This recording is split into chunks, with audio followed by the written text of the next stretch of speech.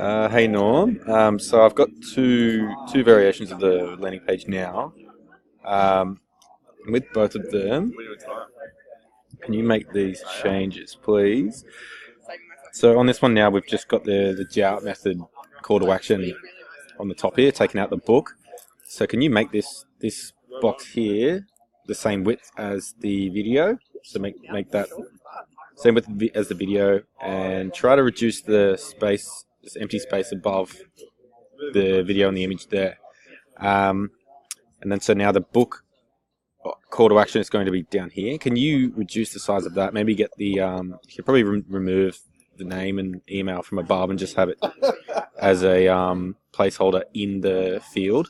Maybe put the fields side by side, so have name and then email and then the submit button underneath, just to condense that a little bit and make that a lot more, like, just condense that down, that area here.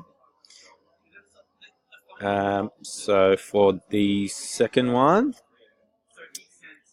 same here. Can you just make this box the width of the video?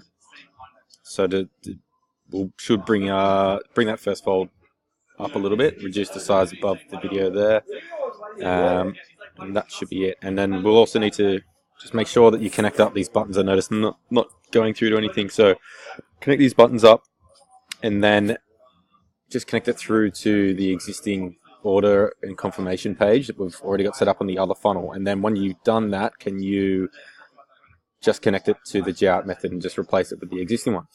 Just let me know when you get that done. Cheers.